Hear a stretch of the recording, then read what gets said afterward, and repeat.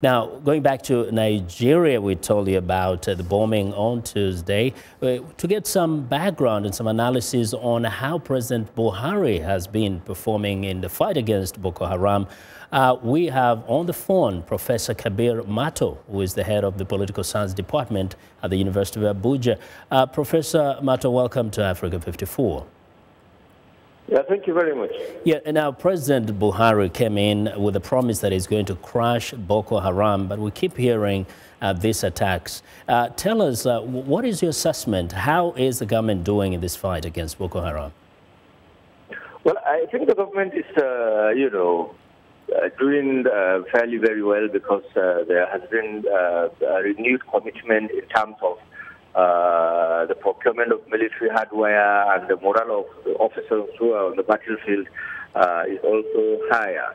We have also seen the gradual liberation of several areas that were previously under the control of the insurgents in the northeastern part of the country, especially in the state of Borno, as well as, the growing, apparently disenchantment on the part of the insurgents that have been displaced, and now you have incidences of guerrilla attacks in various, the internally displaced persons camps, and even within the community. So I think the government has renewed effort, and the effort seems to be paying off because most places where previously were under the control of the insurgents have apparently been liberated, and of course that is the official explanation that we're getting in Nigeria. Now, Professor Mato,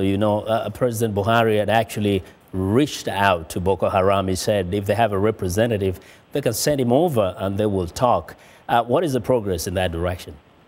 Well, I'm not aware. The problem is that the previous administration did try to negotiate with some people who presented themselves as leaders of the movement or as leaders of the group, which at the end of the day, it was apparently not true. So the government, in my view, seems to be very skeptical about who really to discuss with, because it's difficult to know who genuinely, represents Boko Haram. And of course, if I get the president right, his point of view is that, and I still is, that if the genuine factor, the new leadership of Boko Haram will be ready for talk, of course, Nigerian government will talk with them, especially as it relates to the issue of the abducted girls in Chibok.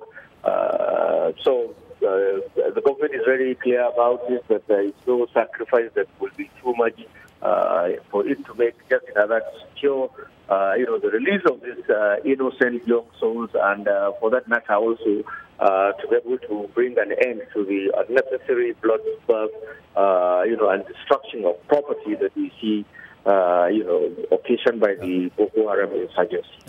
Well, Professor Mato, thank you very much for your perspectives.